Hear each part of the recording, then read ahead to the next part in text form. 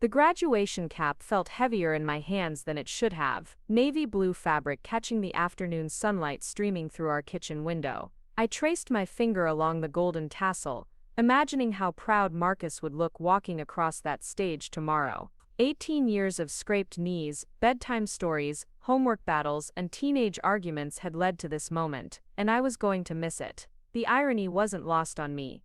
I'd been in Chicago for 3 weeks, closing the biggest merger of my career at Henderson Financial. Before we continue, I want to thank you for joining me in sharing these stories that matter. Tell us where you're tuning in from, and if this story touches you, make sure you're subscribed, because tomorrow I've saved something extra special for you. The promotion I'd worked toward for 8 years was finally within reach, but the timing couldn't have been worse. Marcus's graduation from Riverside High was happening whether I was there or not, and my husband David had assured me repeatedly that he had everything under control.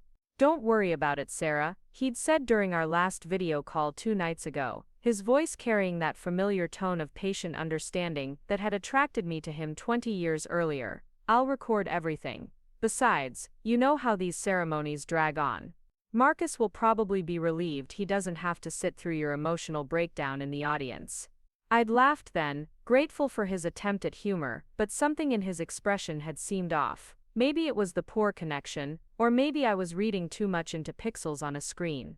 David had always been my anchor, the steady presence that kept our family grounded while I chased professional dreams that often took me away from home.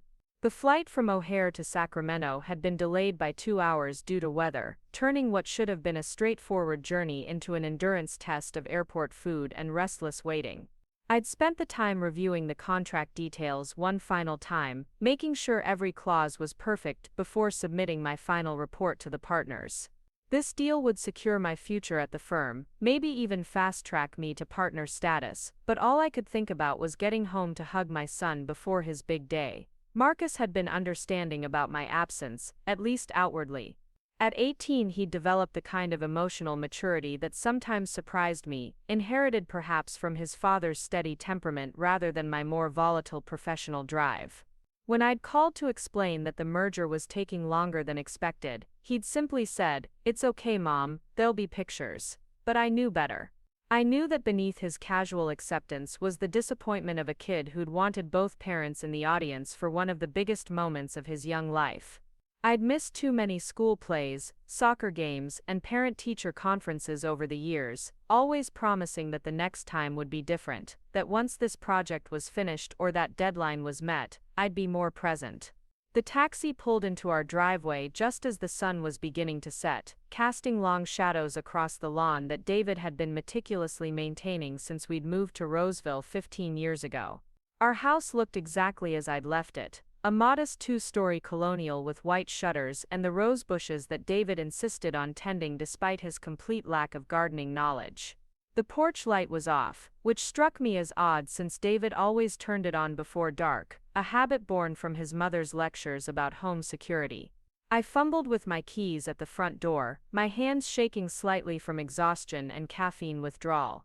The house was dark inside, darker than it should have been at 7:30 on a Thursday evening.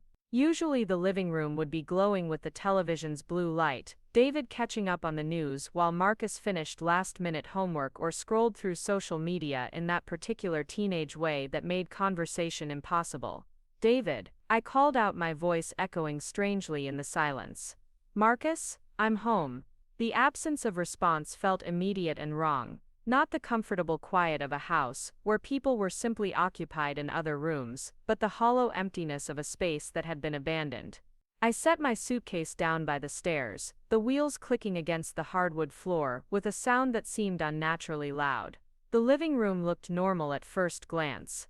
David's reading glasses were folded neatly on the coffee table next to a half-finished crossword puzzle, something he'd been working on for weeks.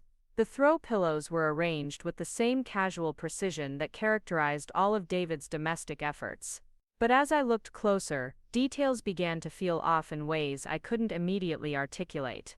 The mail was still in a neat stack on the kitchen counter, unopened bills and advertisements that should have been sorted days ago. David was obsessive about mail, opening everything immediately and filing it in the elaborate organizational system he'd developed over years of managing our household finances. Seeing 3 days' worth of correspondence sitting untouched sent a chill down my spine that had nothing to do with the air conditioning. I climbed the stairs slowly, each step creaking in the familiar pattern I'd memorized over 15 years of late-night returns from business trips. Marcus's room was at the end of the hall, his door closed in the way that had become standard since he'd turned 16 and decided that privacy was more important than family interaction. I knocked gently, waited for his standard grunt of acknowledgement, then pushed the door open when none came. His room was empty, but not just empty of Marcus. It was empty in a way that suggested intention rather than absence. His graduation gown hung on the closet door, pressed and ready for tomorrow's ceremony. His desk was cleared of the usual chaos of textbooks and energy drink cans. Even his bed was made with military precision, something Marcus had never done voluntarily in his entire life.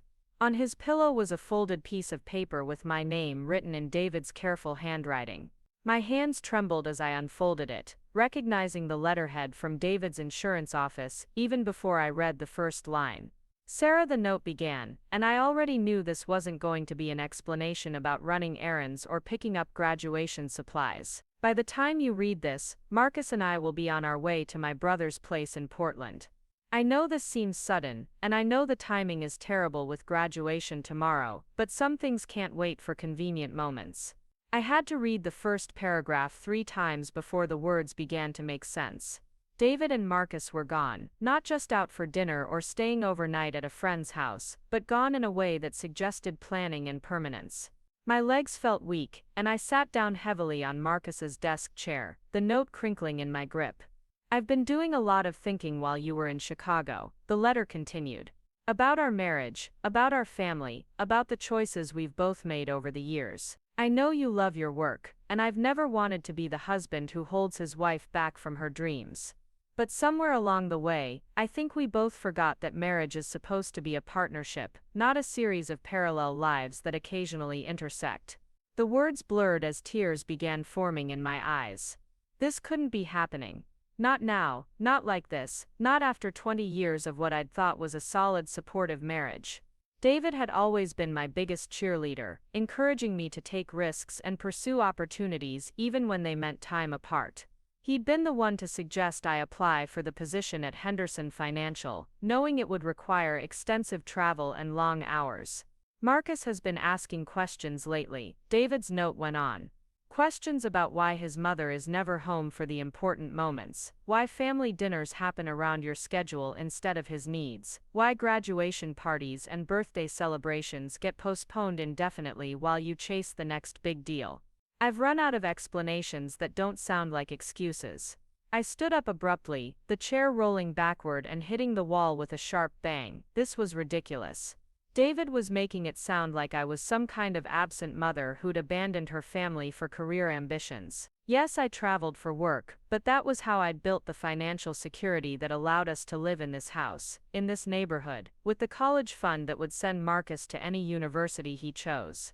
The graduation ceremony is at 10 tomorrow morning, the note concluded. Marcus wanted me to tell you that he understands why you're not there, but that he hopes you'll watch the video later. He's proud of what you've accomplished, Sarah. We both are. I just wish that had been enough. I crushed the letter in my fist, anger replacing shock as the primary emotion coursing through my body. How dare David make this decision without talking to me first? How dare he take Marcus away on the eve of his graduation, depriving me of the chance to be there for one of the most important moments of my son's life?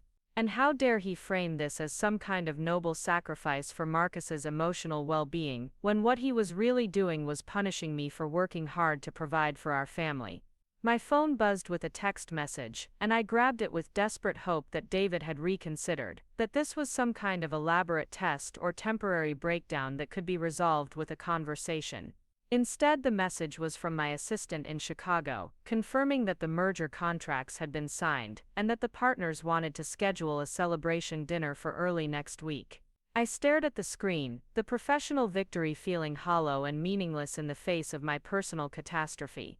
3 weeks ago, this message would have been the culmination of years of hard work, proof that I'd finally achieved the recognition I'd been striving for. Now it felt like evidence in David's case against me, another example of how work had taken precedence over family. The house felt different as I walked back downstairs, no longer the comfortable refuge I'd been looking forward to for 3 weeks, but a crime scene where my marriage had apparently died while I was negotiating contract clauses in a Chicago boardroom. Every familiar object seemed to mock me with its normalcy. The wedding photo on the mantel, David and me laughing in that carefree way that suggested we had decades of happiness ahead of us. The refrigerator covered with Marcus's artwork from elementary school, finger paintings and crayon drawings that I'd insisted on preserving long past the point where he found them embarrassing. I opened the refrigerator without really thinking about it, looking for the leftover Chinese food that David usually ordered when I was traveling. Instead, I found it completely cleaned out, except for condiments and a gallon of milk that was 3 days past its expiration date. Even the refrigerator had been abandoned with the kind of thorough preparation that suggested this wasn't a spontaneous decision. In the kitchen junk drawer, where we kept spare batteries and takeout menus, I found another envelope with my name on it. This one was different paper, heavier stock that felt expensive between my fingers. The return address was from Morrison & Associates, a law firm downtown that I recognized but had never dealt with personally. Dear Mrs. Carter, the letter began in formal legal language that made my stomach clench with apprehension. We are writing to inform you that your husband, David Carter, has retained our services regarding a potential dissolution of marriage. While no formal proceedings have been initiated at this time, Mr. Carter has requested that we provide you with preliminary information about California's community property laws and the recommended steps for protecting both parties' interests during a separation period. I had to sit down again, this time on one of the kitchen stools that Marcus had outgrown years ago, but that we'd kept anyway because they reminded us of when he was small enough to need a boost to reach the counter. Dissolution of marriage. The clinical term felt like a slap, reducing 20 years of shared life to a legal problem that could be solved with paperwork and property division. The letter went on to explain David's proposed temporary arrangement, terms that had clearly been discussed and negotiated while I was 3 states away, closing a business deal. He wanted to maintain joint custody of Marcus, with the understanding that Marcus would live primarily with David until graduation, after which they would reassess based on Marcus's college plans and living preferences. David was requesting mediation rather than litigation, hoping to resolve financial matters amicably without the expense and emotional trauma of a contested divorce. It was all very reasonable, very civilized, very much in character for the methodical man I'd married. David had approached the end of our marriage, with the same careful planning he brought to everything else, from vacation itineraries to retirement investments. The only thing he hadn't planned for was how to tell me, apparently preferring to let legal correspondence and handwritten notes handle the difficult conversations. I found myself thinking about our last real conversation, not the brief video calls about logistics and schedules, but the kind of late-night talk we used to have when Marcus was small, and we'd steal moments of connection after bedtime routines and household chores. When had we stopped doing that? When had our marriage become a series of coordinated schedules rather than a relationship between 2 people who'd once been unable to imagine life apart? The timeline felt important suddenly, as if understanding when things had gone wrong might provide some insight into how to fix them. When I'd taken the position at Henderson Financial 8 years ago, David had been supportive, excited even about the opportunities it would provide. He'd taken over more of the household responsibilities without complaint, handling Marcus's school events and medical appointments with the same attention to detail he brought to his insurance business. But thinking back now, I could see the subtle changes that had accumulated over time. The way David had stopped mentioning when Marcus had a particularly good day at school, assuming I was too busy to hear about minor victories. The way family dinners had shifted from daily occurrences to weekly scheduled events that I attended when possible. The way David had gradually stopped including me in decisions about household matters, handling everything from lawn care to Marcus's driving lessons without consulting me. I'd interpreted his independence as support, appreciation for his ability to manage our family life while I focused on building my career. But maybe what I'd seen as partnership, David had experienced as abandonment. Maybe while I was congratulating myself on having a husband who didn't resent my professional success, he was learning to live as a single parent who happened to share a house with someone whose priorities lay elsewhere. My phone rang, and I grabbed it immediately, hoping against logic that it might be David calling to explain, to apologize, to give me a chance to fix whatever had gone so catastrophically wrong. Instead, the caller ID showed my mother's number, and I realized with a sinking heart that David had probably called her too, following the same methodical approach to ending our marriage that he'd brought to planning it. "Sarah, honey," my mother's voice was gentle in that particular way that meant she was about to deliver bad news I already knew. "David called me a few hours ago. I'm so sorry, sweetheart." "You knew?" The words came out sharper than I intended, but I couldn't seem to control the anger and hurt that were battling for dominance in my chest. "You knew he was planning this, and you didn't think to warn me. He asked me not to say anything until you got home, and had a chance to read his letter. He was worried that if you found out while you were still in Chicago, you might do something impulsive that would make things worse. Something impulsive, like rushing home to save my marriage instead of finishing a business deal. Like prioritizing my family over my career, in the moment when that choice might have actually mattered. I couldn't decide whether David's concern for my professional obligations was touching or insulting. "Mom, what am I supposed to do? Marcus's graduation is tomorrow morning, and I'm sitting in an empty house with divorce papers." "They're not divorce papers, honey." David was very clear about that. He wants some time to think, some space to figure out what comes next. He's not trying to hurt you or punish you. He's just trying to protect Marcus from being caught in the middle of something complicated. I wanted to argue that Marcus was already in the middle, that taking him away from his mother the night before graduation was exactly the kind of traumatic disruption David claimed to be avoiding. But I could hear the exhaustion in my mother's voice, and I realized she was probably just as shocked by this development as I was. David had always been her favorite son-in-law, the stable, reliable man who'd convinced her that her workaholic daughter had finally found someone who could provide the grounding she needed. After hanging up with my mother, I found myself wandering through the house like a ghost haunting her former life. Everything was exactly as I'd left it 3 weeks ago, but the context had changed so dramatically that familiar objects felt foreign and strange. The coffee mug David used every morning sat clean and unused in the dishwasher. The book he'd been reading was bookmarked at the same page where he'd left it when I departed for Chicago. Preparing and narrating this story took us a lot of time, so if you are enjoying it, subscribe to our channel. It means a lot to us. Now back to the story. In our bedroom, I discovered the most devastating evidence of David's careful planning. His dresser drawers were empty, cleaned out with the same methodical thoroughness he brought to everything else. His side of the closet held only the clothes he'd deemed unnecessary for whatever new life he was building in Portland. Even his toothbrush was gone from the bathroom, leaving behind a space that looked deliberately abandoned rather than temporarily vacant. But it was the discovery on my own dresser that finally broke me completely. Sitting next to my jewelry box was a manila envelope marked with my name in David's handwriting, different from the letters I'd already found. This one was sealed, as if its contents were more significant than explanations about separation and custody arrangements. Inside were photographs, dozens of them spanning Marcus's entire life from birth to just a few weeks ago. But these weren't the family photos from our albums, the carefully posed pictures from birthdays and holidays where I'd managed to be present. These were candid shots of Marcus with David, captured during the countless ordinary moments when I'd been traveling or working late or attending professional functions. Marcus at age 5, gap-toothed and grinning while David taught him to ride a bike in our old driveway. Marcus at 10, serious and focused as David helped him with a science fair project that I vaguely remembered hearing about but had never seen. Marcus at 15, rolling his eyes but smiling as David insisted on taking a photo before his first official date. Marcus at 17, hugging David after receiving his acceptance letter to UC Davis, a moment I'd missed because of a client dinner in San Francisco. Each photograph told a story of the relationship I'd been absent from, the daily intimacy between father and son that had developed while I was building my career.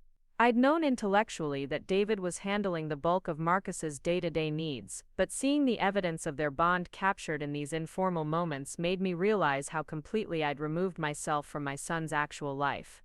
At the bottom of the envelope was a note in Marcus's handwriting, young and slightly messy in the way that suggested it had been written quickly without time for revision. Mom, it read, Dad wanted me to explain why I'm not going to graduation tomorrow, but I don't really know how to explain something I don't totally understand myself. I know you love me, and I know you work hard to take care of us, but sometimes it feels like you love the idea of being my mom more than you actually want to spend time with me.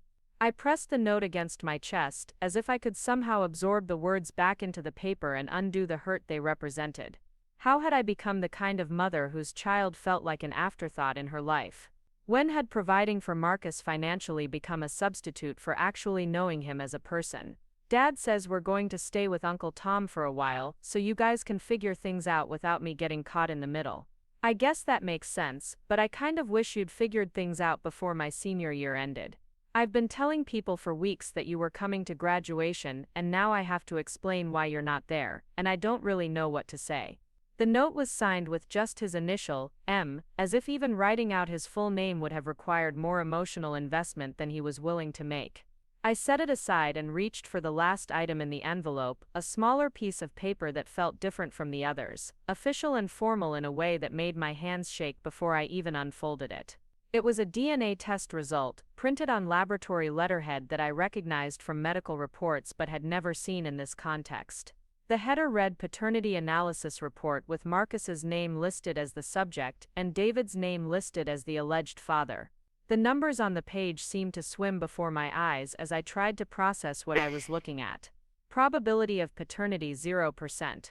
The clinical language that followed explained in devastating detail that David Carter was excluded as the biological father of Marcus Carter with 99% certainty.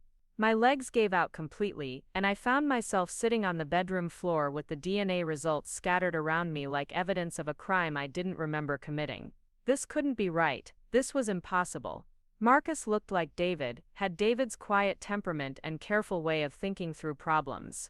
Everyone had always commented on how much father and son resembled each other, how Marcus had inherited David's steady personality along with his brown eyes and methodical approach to everything from homework to household chores. But as I stared at the scientific proof in front of me, memories began shifting and rearranging themselves into patterns I'd never wanted to acknowledge. The timing of Marcus's birth, 3 weeks earlier than his supposed due date but perfectly normal for a healthy full-term baby. The way David had never questioned the early arrival, accepting it with the same quiet grace he brought to everything else. The way Marcus's features had always seemed familiar in a way that had nothing to do with David's genetics. 20 years ago, I'd been working at a smaller firm, putting in brutal hours to prove myself worthy of partnership consideration. There had been late nights at the office, client dinners that stretched into inappropriate territory, professional relationships that had crossed lines they should have maintained. I'd told myself that what happened during that period was irrelevant to my marriage, mistakes born of stress and ambition that had no bearing on my commitment to David or my love for the family we were building. But Marcus had been conceived during those months of professional chaos, when I was working 18-hour days and David was traveling frequently for his insurance training program.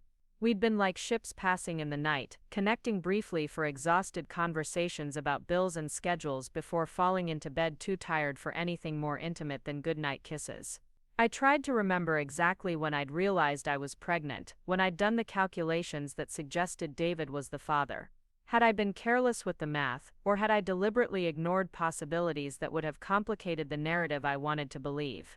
Had I convinced myself that the timing worked because the alternative was too terrible to consider? The man who might have been Marcus's biological father was someone I'd tried very hard not to think about for 20 years. Richard Hoffman had been a senior partner at my old firm, married with 2 children of his own, sophisticated and charming in ways that had made him seem dangerous and irresistible to a young associate desperate to prove herself in a male-dominated environment. Our affair had lasted 3 months, ending abruptly when his wife discovered suspicious charges on their credit card and threatened to expose everything to the firm's managing partners.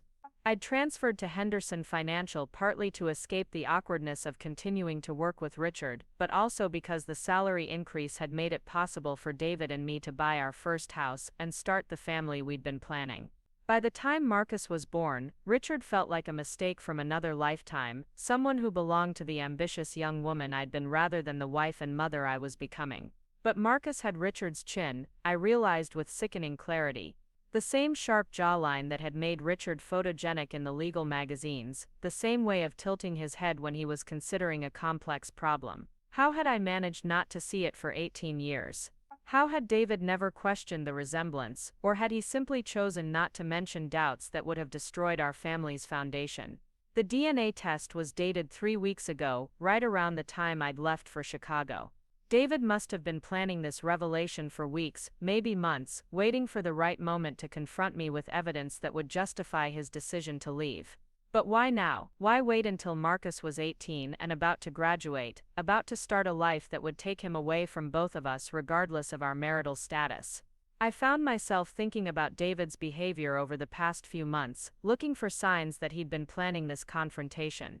He'd been quieter than usual, more focused on spending individual time with Marcus. There had been father-son camping trips and long conversations behind closed doors that I'd assumed were about college plans and coming-of-age transitions.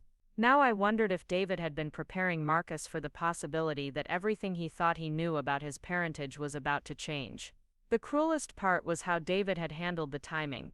He'd waited until I was away on business, until I was 3 states away closing the biggest deal of my career, before conducting the DNA test that would blow up our family. He'd planned Marcus's removal from the situation with the same careful attention to detail he brought to insurance risk assessments, minimizing the potential for emotional damage while ensuring maximum impact on me. I called David's cell phone, knowing he probably wouldn't answer but needing to try anyway. The call went straight to voicemail, his familiar voice asking me to leave a message with the same professional courtesy he used for insurance clients. I hung up without speaking, unsure what I could possibly say that would adequately address the magnitude of what I'd discovered. Marcus's phone also went to voicemail, his greeting brief and slightly embarrassed in the way that suggested he'd recorded it while David was coaching him through the process. "Hey, it's Marcus. Leave a message, I guess." I wanted to tell him that I loved him, that nothing about his parentage could change how I felt about being his mother, but the words seemed inadequate for a voicemail that he might not even listen to. Instead, I found myself calling Richard's office, a number I'd memorized 20 years ago and somehow never forgotten despite having no reason to contact him since Marcus's birth. The law firm's after-hours answering service took my message with professional efficiency, promising that Mr. Hoffman would receive it first thing in the morning. I asked him to call me about a matter of personal urgency, trying to strike a tone that conveyed seriousness without desperation. The house felt like a museum of my former life as I wandered through rooms that had been carefully preserved but essentially abandoned. David had left everything exactly as it was, down to the coffee cup I'd used the morning I left for Chicago, still sitting in the dishwasher where I'd placed it 3 weeks ago. It was as if he'd wanted me to see exactly what I'd been missing, exactly what I'd been taking for granted while I pursued professional success at the expense of family connection. In Marcus's room, I found myself studying the graduation gown hanging on his closet door, imagining him walking across the stage tomorrow morning while I sat in an empty house, dealing with the wreckage of my marriage. I'd missed so many of his important moments over the years, but this felt different, more final. This wasn't just another school event that conflicted with my work schedule. This was the symbolic end of his childhood, the moment when he'd officially become an adult capable of making his own decisions about relationships and family loyalties. The irony was devastating. I'd spent 18 years working to provide Marcus with financial security and opportunities, sacrificing presence for prosperity in the belief that my career success would ultimately benefit our entire family. Now I was discovering that the family I'd been working to support was built on a foundation of lies and assumptions that had finally collapsed under the weight of accumulated neglect. I thought about calling in sick to the celebration dinner in Chicago, canceling the professional triumph that no longer felt worth celebrating. But what would be the point? David and Marcus were already gone, already starting their new life in Portland where I wasn't welcome. Staying home to wallow in an empty house wouldn't change the facts of Marcus's parentage or undo 20 years of choices that had led to this moment. The DNA results felt heavy in my hands as I read them again, looking for some technical error or misinterpretation that might invalidate their conclusions. But the science was clear, documented with the kind of precision that left no room for hopeful delusion. David was not Marcus's biological father, which meant that everything I'd believed about my family was built on a lie I'd apparently told so convincingly that I'd convinced myself it was true. The worst part was imagining David's face when he'd opened these results, the moment when 18 years of fatherhood had been reduced to a statistical impossibility. How long had he sat with this knowledge before deciding to act on it? How many dinners had we shared? How many conversations about Marcus's future? How many proud moments watching our son achieve academic and social milestones? All while David was processing the fact that the child he'd raised and loved wasn't biologically his. I found myself crying then, not the angry tears I'd shed over David's abandonment, but the deeper grief of recognizing how completely I'd failed everyone I was supposed to love. Marcus would grow up knowing that his mother had lied about his paternity, either deliberately or through willful ignorance. David would carry the pain of discovering that 20 years of marriage had been built on a deception I'd apparently been too selfish or cowardly to address. And I would live with the knowledge that my pursuit of professional success had cost me the two most important relationships in my life.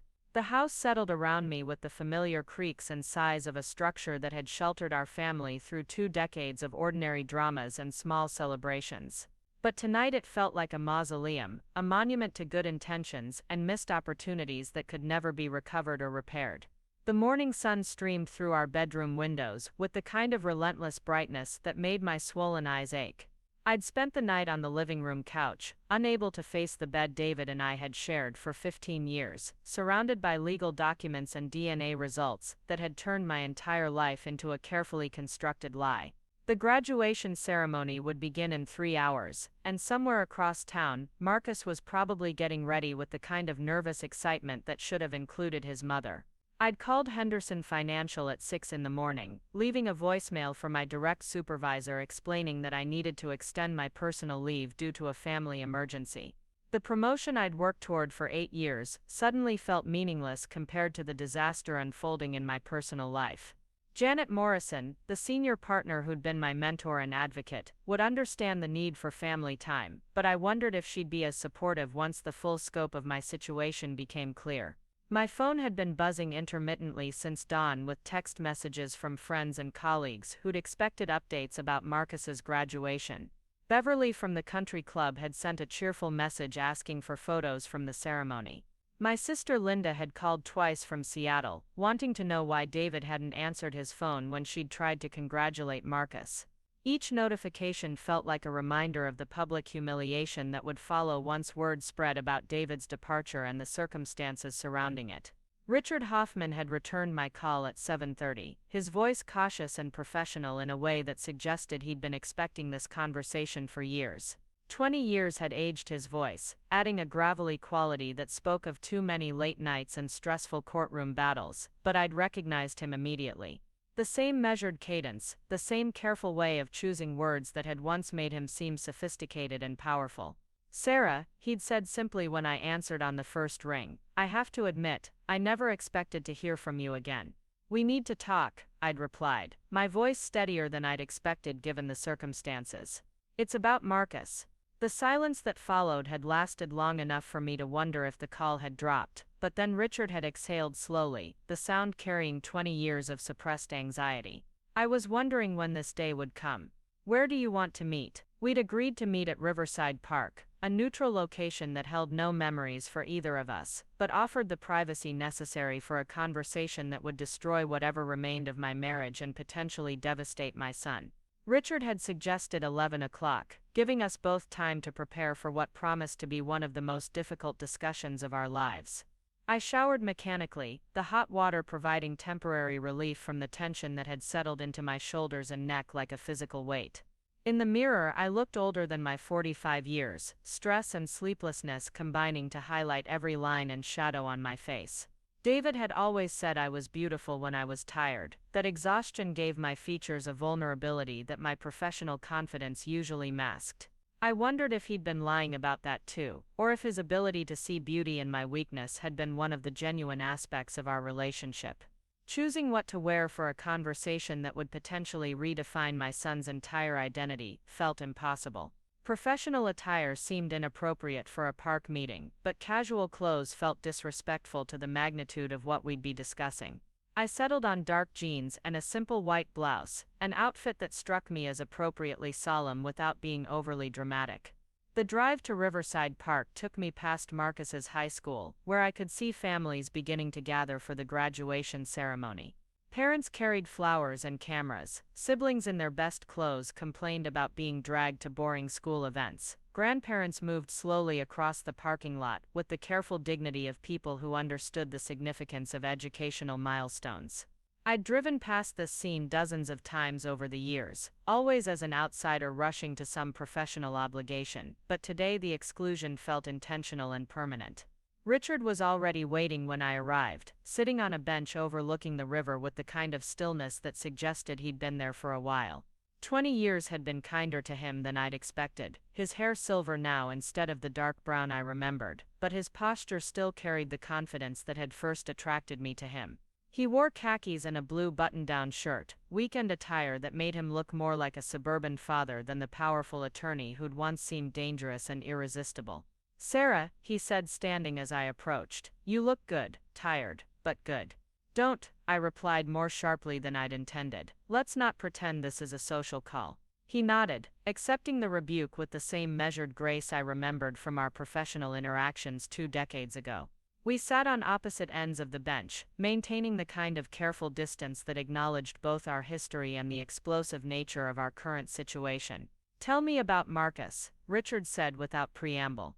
"What does he know?"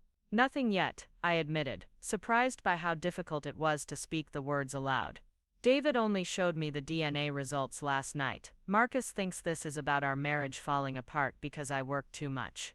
He doesn't know about you, doesn't know that everything he believes about his father is a lie."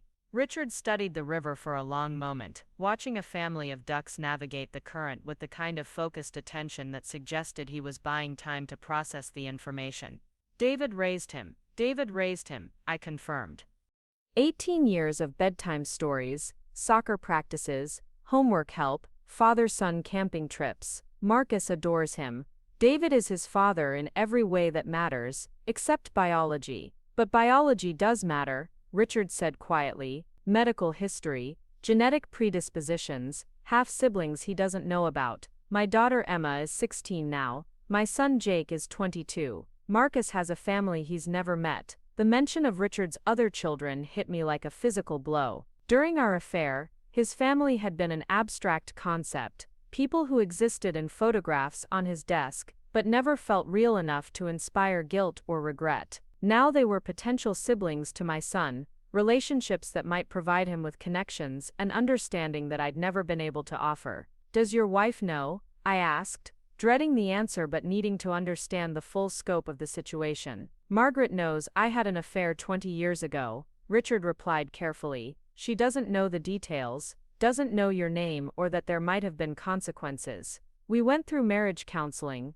did the work to rebuild trust and move forward. This would destroy all of that progress." I thought about Margaret Hoffman, a woman I'd seen at charity events and legal functions, but never spoken to directly. She'd seemed elegant and composed, the kind of wife who managed social obligations with grace while supporting her husband's career ambitions. The idea that my choices might devastate another family, another marriage that had survived infidelity and worked to rebuild itself, added another layer of guilt to an already overwhelming situation. "What do you want from me?" Richard asked, his voice carrying a mixture of resignation and genuine concern. "Are you looking for financial support, a relationship with Marcus, or are you hoping I'll disappear quietly and let David continue being his father?" The question forced me to confront motivations I hadn't fully examined. What did I want from Richard? David was gone, taking Marcus with him, and leaving me with legal documents that made it clear our marriage was over. But was I prepared to introduce Marcus to his biological father, to complicate his life even further during what should have been a celebration of his achievements? "I don't know," I admitted. "Yesterday morning I thought I had a marriage and a son who was excited about starting college. Now I'm sitting in a park with a man I haven't spoken to in 20 years, trying to figure out how to tell my child that his entire life has been built on a lie I was too cowardly to address." You were protecting him, Richard said, his voice gentler than I'd expected. And David, and your marriage. Maybe the protection came at a cost, but that doesn't make your motives selfish or wrong.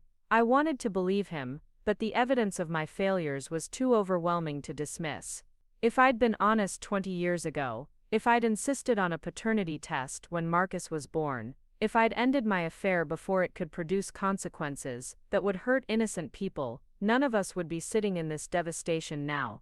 Marcus is graduating today, I said, changing the subject because talking about my moral failures felt too painful to continue.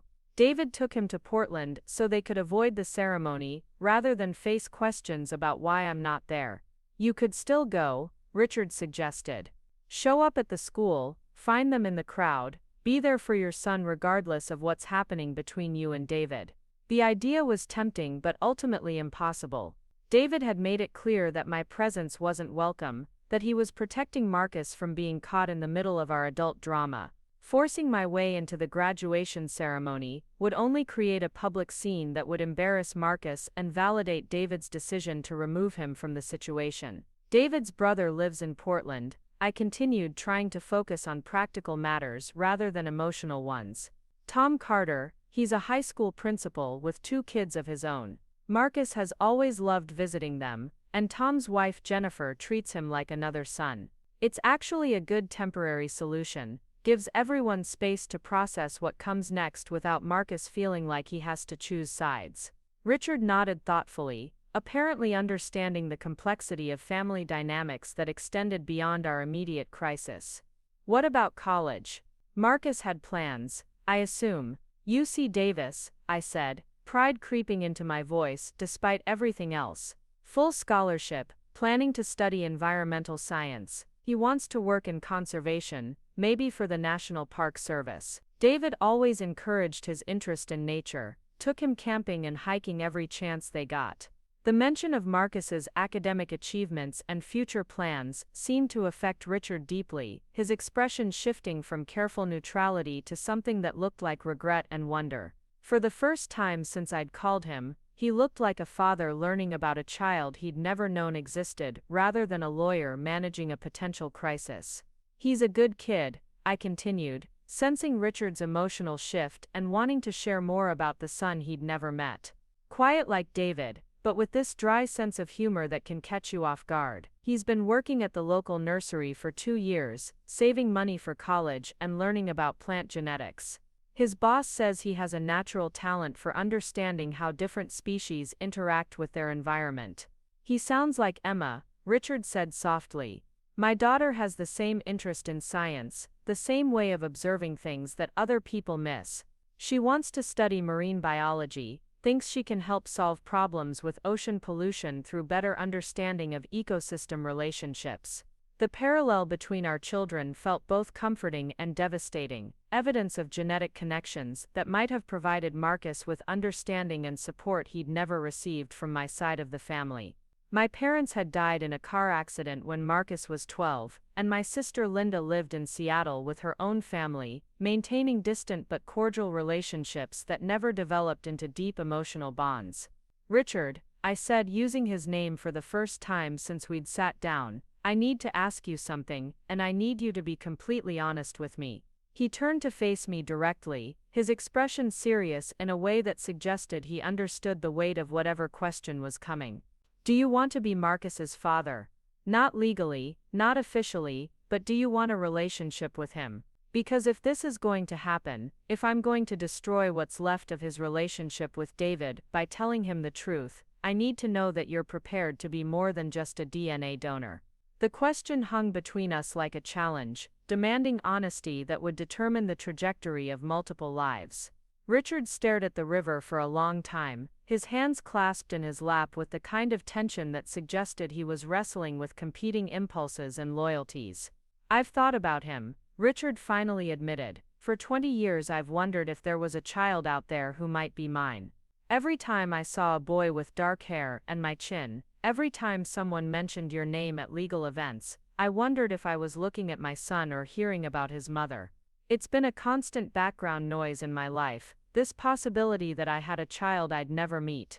His honesty was both reassuring and terrifying, confirming that Marcus's existence hadn't been as irrelevant to Richard as I'd convinced myself over the years.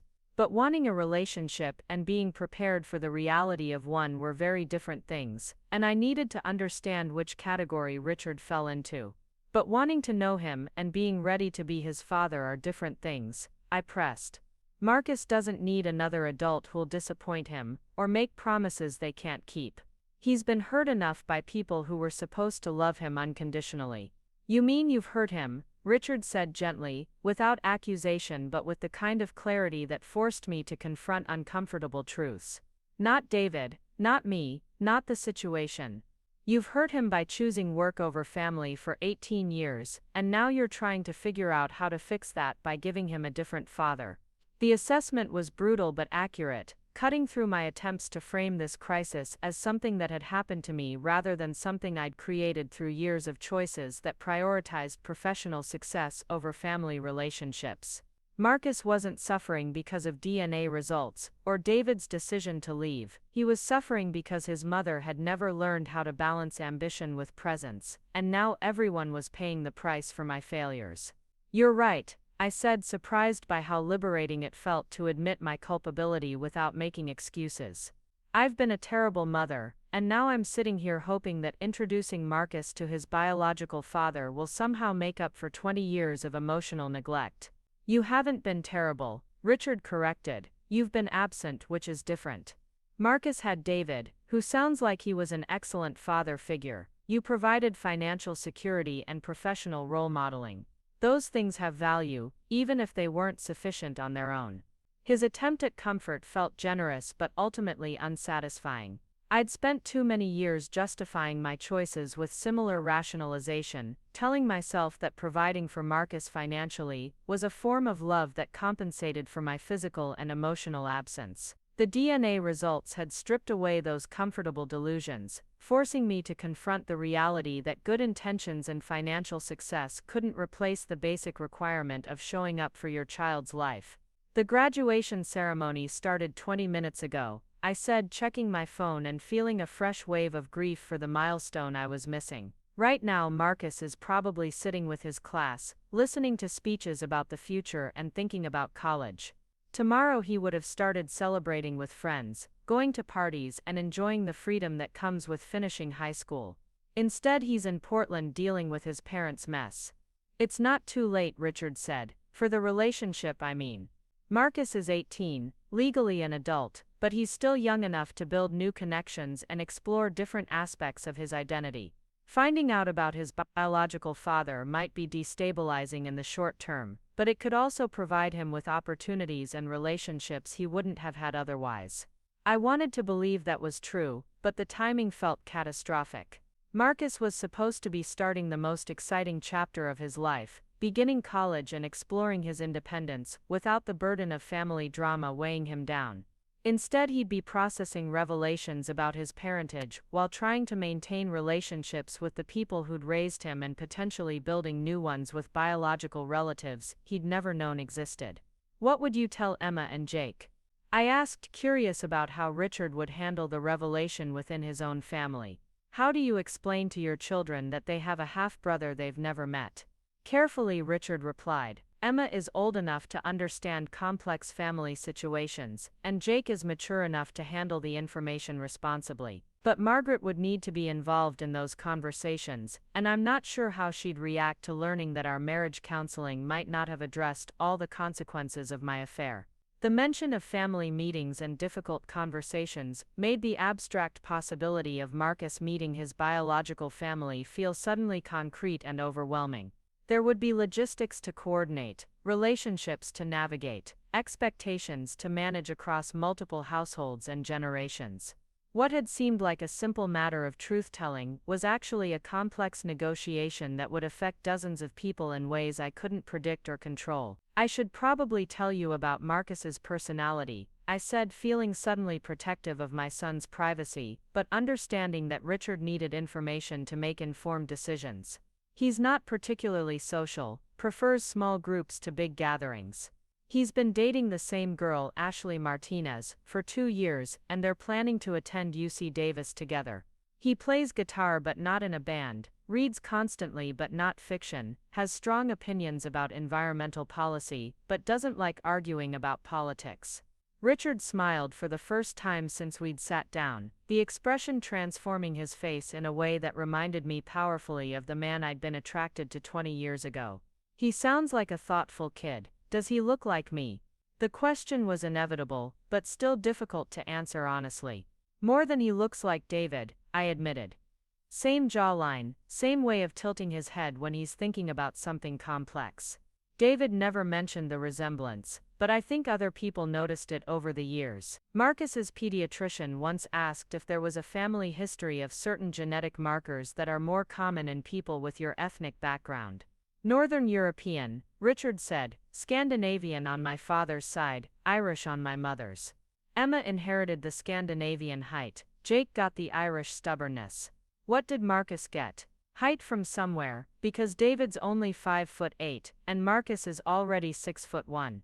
The pediatrician mentioned that growth pattern was unusual given our reported family history, and he has your hands, long fingers that are good for guitar playing and detailed work.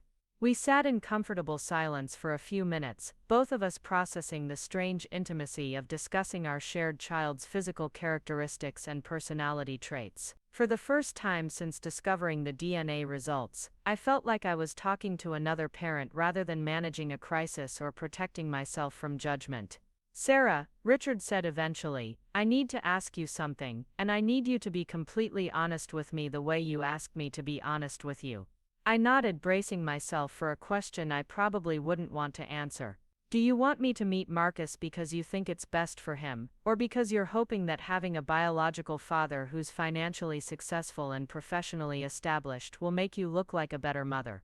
The question hit harder than I'd expected, forcing me to examine motivations I'd been trying to avoid acknowledging. Was my desire to introduce Marcus to Richard driven by genuine concern for my son's well-being, or was I trying to compensate for my own failures by providing him with a father who might be more impressive than the one he was losing?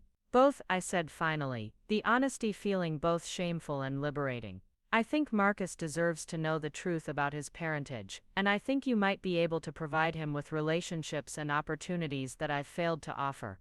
But I also think that having a successful attorney as a biological father might make me look less like a complete failure as a parent. Richard nodded approvingly, apparently respecting my willingness to admit unflattering truths. At least you're being honest about your motivations. That's more than most people manage in situations like this.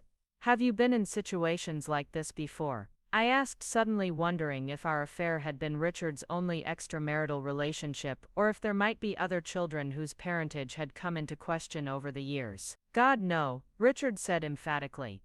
You were my only affair, my only deviation from what I thought was a solid marriage. I spent years in therapy trying to understand why I'd risked everything for a relationship that lasted 3 months and ended badly. This conversation is the first time in 20 years that I've felt like those therapy sessions might have been preparation for something rather than just an exercise in self-flagellation. His answer was both reassuring and sobering, confirming that my affair with Richard had been as significant for him as it had been for me, but also highlighting how completely we'd both misjudged the potential consequences of our choices. Neither of us had been prepared for the possibility that a brief relationship could produce a child whose existence would complicate our lives 2 decades later. The ceremony is probably half over now, I said, checking my phone again and feeling the familiar ache of missing another important moment in Marcus's life.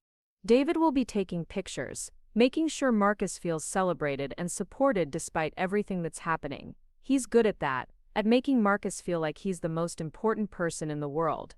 David sounds like a good man, Richard said without jealousy or defensement. Marcus is lucky to have had him as a father, regardless of biology. The generosity of Richard's assessment surprised me, highlighting a maturity and emotional intelligence that I'd never had the opportunity to observe during our affair. 20 years of marriage and parenthood had apparently taught him the difference between biological connection and actual fatherhood, a distinction I was still struggling to understand. What happens now? I asked, feeling exhausted by the weight of decisions that would affect multiple families and generations. Do I call Marcus and tell him everything over the phone? Do I wait until he's ready to process this information without David's support? Do I ask you to stay away until we've figured out how to handle this situation responsibly? Those aren't my decisions to make, Richard replied. I can tell you that I'm willing to meet Marcus if and when you think it's appropriate, and that I'd welcome the opportunity to have a relationship with him if he's interested.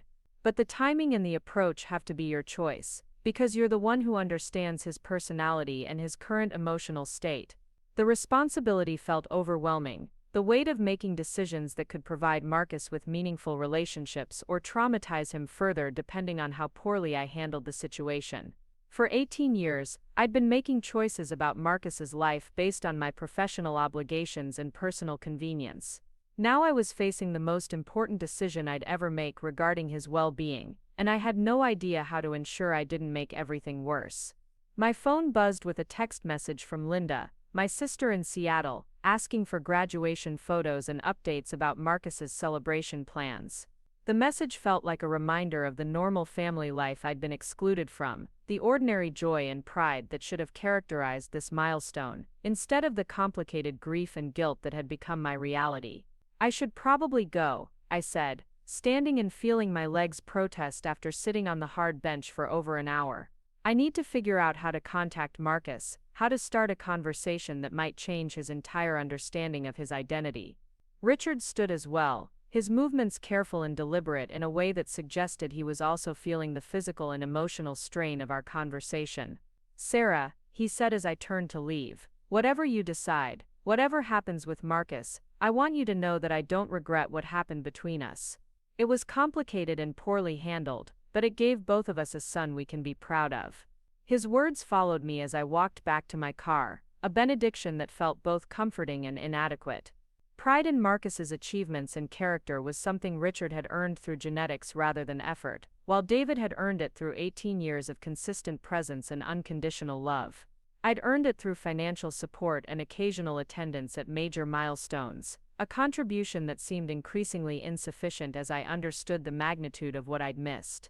The drive home took me past the high school again, where I could see the graduation ceremony winding down in the distance. Families were gathering for photos, graduates were hugging and crying and making plans for celebration dinners.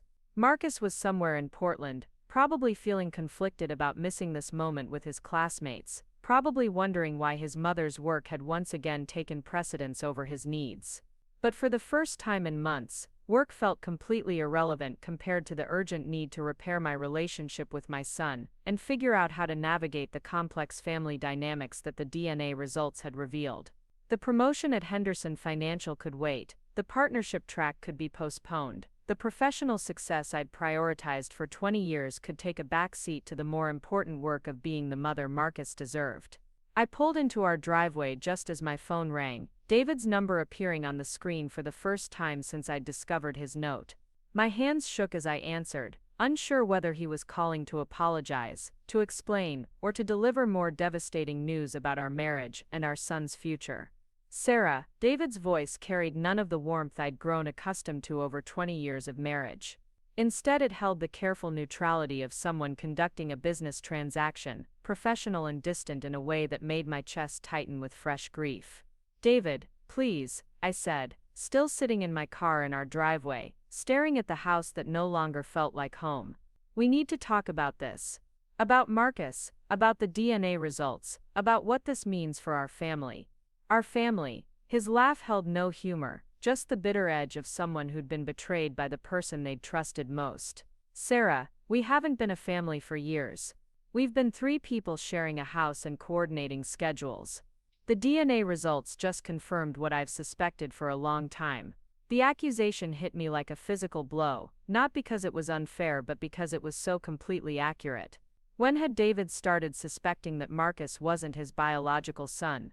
How many father-son moments had been tainted by doubt? How many milestones celebrated while David wondered if he was raising another man's child? How long have you known? I asked, my voice barely above a whisper. Known for certain, 3 weeks. Suspected, years. David's honesty felt like surgery without anesthesia, precise and necessary, but excruciating. Marcus doesn't look like me, Sarah. He doesn't have my mannerisms or my way of thinking through problems. Everyone always commented on how different he was from both of us, but I told myself that genetics were unpredictable. that children sometimes resembled distant relatives or developed their own unique characteristics. I thought about all the times people had mentioned Marcus's height, his facial structure, his musical abilities that neither David nor I possessed. Had David been cataloging these differences, building a case for doubts he was afraid to voice? Had he spent 18 years wondering if his son was actually his son while maintaining the facade of confident fatherhood? But it was more than physical appearance, David continued, his voice gaining strength as if speaking these truths aloud was liberating after years of silence. Marcus has always seemed like he was searching for something, some connection or understanding that neither of us could provide. I thought it was normal teenage restlessness, but now I wonder if it was something deeper, some instinctive awareness that his biological roots lay elsewhere. The idea that Marcus might have sensed the truth about his parentage without conscious awareness was both heartbreaking and terrifying. Had he spent his childhood and adolescence feeling like an outsider in his own family, struggling with an identity that didn't quite fit the narrative we'd provided? Had his quiet nature been a response to sensing deception he couldn't name or understand? David, I'm sorry, I said, the words feeling inadequate but necessary. I should have told you the truth from the beginning. I should have been honest about the timing, about the possibility that Marcus might not be yours. You should have, he agreed without hesitation. But I understand why you didn't. You were young, ambitious, scared about how an affair might affect your career and our marriage. You convinced yourself that the timing worked, that Marcus was mine because that was the easier story to believe. His ability to analyze my motivations with such clarity was both impressive and devastating, evidence of how thoroughly he'd thought through every aspect of our situation while I'd been focused on professional obligations in Chicago. David had always been methodical, the kind of person who examined problems from multiple angles before reaching conclusions, but I'd never experienced that analytical precision directed at the core deceptions of our marriage. Where is Marcus now? I asked, needing to know that my son was safe and supported even if I couldn't be there for him. With Tom and Jennifer, helping their kids with some project in the backyard. He's handling this better than I expected, honestly. I think part of him is relieved to have an explanation for why he's always felt different from us. The notion that Marcus might be experiencing relief rather than devastation surprised me, challenging my assumptions about how discovering the truth about his parentage would affect him emotionally. But perhaps David was right. Perhaps Marcus had been carrying the unconscious burden of not quite fitting into our family narrative, and learning the biological facts provided clarity rather than additional confusion. Did you tell him about Richard?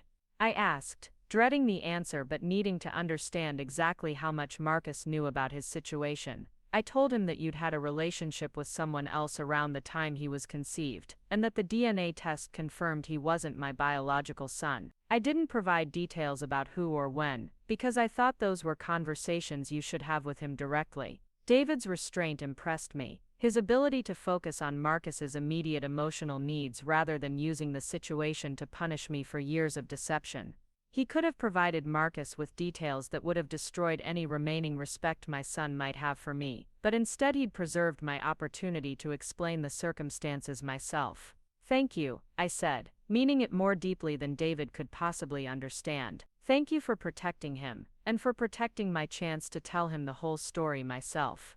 I didn't do it for you, David replied, his voice hardening slightly. I did it for Marcus. He deserves to hear the truth from his mother, not second-hand information from someone who's dealing with his own anger and disappointment. The distinction was important and I accepted it without argument. David's consideration for Marcus's emotional well-being didn't extend to forgiveness for me, and I had no right to expect mercy from someone I'd betrayed so completely and for so long. The graduation ceremony, I said, changing the subject because discussing my moral failures was becoming too painful to sustain.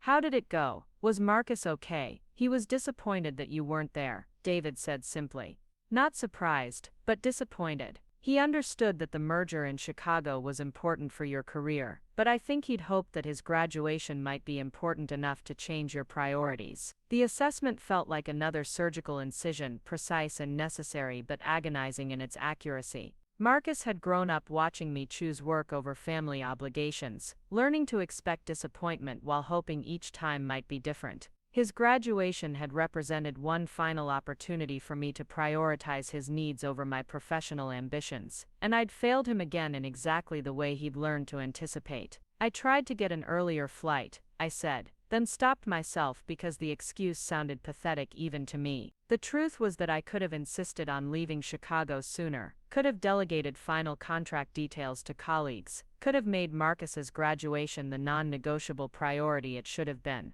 I know you tried, David said, but his tone suggested that trying wasn't sufficient when the stakes were this important. But trying has never been enough, Sarah. Marcus needed you there, not trying to be there. He needed his mother in the audience, celebrating his achievement, showing him that his milestones mattered more than your professional obligations. The criticism was fair but felt devastating in its completeness. For 18 years, I'd been trying to balance motherhood with career ambitions, telling myself that quality time could compensate for quantity, that providing financial security was a form of love that justified physical absence. The DNA results had stripped away those comfortable rationalizations, forcing me to confront the reality that good intentions and sincere effort weren't adequate substitutes for consistent presence. What happens now? I asked, echoing the question I'd posed to Richard earlier but directing it toward the person whose answer would determine my access to my son's life. With us, with Marcus, with custody arrangements and visitation schedules. I don't know, David admitted, his voice losing some of its professional composure and revealing the exhaustion underneath. Marcus is 18, legally an adult, so formal custody isn't really relevant anymore. He's planning to start UC Davis in the fall, which gives all of us time to figure out new relationship dynamics without the pressure of immediate decisions about living arrangements. The mention of college provided a small comfort, evidence that Marcus's future plans remained intact, despite the chaos surrounding his family relationships. UC Davis had been his dream school since sophomore year, and his environmental science program would provide him with the academic foundation for the conservation career he'd been passionate about since childhood. "Will you let me talk to him?" I asked, my voice smaller than I'd intended. Not to explain or justify anything, just to tell him that I love him and that I'm proud of him and that none of this changes how I feel about being his mother. David was quiet for a long time, and I could hear voices in the background, probably Tom and Jennifer's children playing in their backyard while Marcus helped with whatever project was occupying their afternoon. The normalcy of family life continuing despite our crisis felt both comforting and painful, evidence that healthy families existed but that ours had never achieved that kind of stability. "He needs some time," David said finally. "This has been a lot to process in 24 hours, and I think he's still figuring out how he feels about everything. But yes, I'll ask him if he wants to talk to you. I won't force it, but I won't prevent it either." The conditional nature of David's offer felt appropriate given the circumstances, but it also highlighted how completely my relationship with Marcus had changed overnight. 24 hours ago, I could call my son anytime I wanted, could expect him to answer with the casual affection that characterized our phone conversations. Now I was dependent on David's mediation and Marcus's willingness to engage with someone who'd apparently been lying to him about fundamental aspects of his identity for his entire life. "David," I said, needing to address the elephant in our conversation before we disconnected, "what about us? Our marriage, our life together, the future we'd planned." "There is no us anymore," David replied without hesitation. "There hasn't been for years, really. We've been two people sharing expenses and coordinating schedules around a child who turns out not to be mine biologically. The DNA results didn't destroy our marriage, Sarah. They just provided scientific confirmation that it was already over." His assessment was brutal in its accuracy, cutting through years of comfortable delusion about the state of our relationship. We hadn't been intimate in months, hadn't had a meaningful conversation about anything other than logistics in longer than I could remember, hadn't shared interests or activities that didn't involve Marcus's schedule or household maintenance. "The house," I said, grasping for practical concerns because the emotional ones felt too overwhelming to address. "Our finances, the retirement accounts, Marcus's college fund. My lawyer will contact yours next week to discuss asset division and support arrangements," David said, slipping back into the professional tone that suggested he'd already thought through these practical matters. "I'm not interested in being vindictive or making this more difficult than necessary. But I also won't pretend that 20 years of marriage entitles you to half of everything when the foundation of that marriage was based on deception. The legal implications of my situation began crystallizing in ways I hadn't considered during my emotional crisis. California's community property laws typically divided marital assets equally, but fraud might affect those standard calculations. If David could prove that our marriage had been based on my deception about Marcus's parentage, he might be entitled to a larger share of our accumulated wealth. More importantly, Marcus's college fund had been built through David's contributions as much as mine, funded by someone who'd believed he was investing in his biological son's future. Did Marcus have a moral or legal right to that money now that his parentage was in question? Would David continue supporting his education, or would I bear sole responsibility for college expenses? I need to know about Marcus's college fund, I said, hating that I had to ask, but needing to understand the financial implications of our situation. Will you continue to contribute? Do you consider that money his regardless of the DNA results? Marcus is my son in every way that matters except biology, David said firmly. I've been his father for 18 years, and nothing about that changes because of a lab report. The college fund belongs to him, period. I'll continue contributing until he graduates, and I'll be there for whatever support he needs as he starts his adult life. David's commitment to Marcus, despite learning he wasn't his biological father, was both admirable and heartbreaking, evidence of the kind of unconditional love that made him a better parent than I'd ever managed to be. Marcus was losing his mother's daily presence but gaining confirmation that his father's love was genuine and permanent, anchored in relationship rather than genetics. Thank you, I said, meaning it more than any thanks I'd ever expressed. Thank you for loving him enough to put his needs ahead of your anger at me. I'm not doing this for you, David repeated, but with less edge than before. I'm doing it because Marcus deserves stability and support as he navigates this situation. You're his mother, Sarah. Whatever mistakes you've made, that relationship matters, and I won't interfere with his ability to maintain it if that's what he chooses. The generosity of David's position made my own failures feel even more stark in comparison. He was managing his own grief and betrayal while protecting Marcus from additional emotional trauma, prioritizing our son's well-being over his justifiable desire for revenge against me. Meanwhile, I was struggling to figure out how to balance professional obligations with family responsibilities that should have been my highest priority all along. Can I ask you something? I said, needing to understand David's perspective on decisions that had shaped our family for nearly 2 decades. You can ask. Did you ever want to confront me directly? About your suspicions, about the timing, about whether Marcus was really yours? David was quiet for so long that I wondered if he'd hung up, but finally he sighed deeply, the sound carrying 20 years of suppressed doubt and careful self-control. Every day, he admitted. Every time someone commented on how Marcus looked, every time his interests diverged from both of ours, every time I felt like there was some essential connection missing between us. But I was afraid of the answer, afraid that confronting the truth would destroy our family even if my suspicions were wrong. His honesty revealed the impossible position I'd put him in, forcing him to choose between potentially devastating our marriage with unfounded accusations or living with constant uncertainty about his son's paternity. Either choice carried enormous risks, and David had chosen the path that prioritized family stability over personal peace of mind. I'm sorry, I said again, knowing the words were inadequate but needing to acknowledge the years of doubt and anxiety I'd imposed on someone who deserved honesty from the beginning.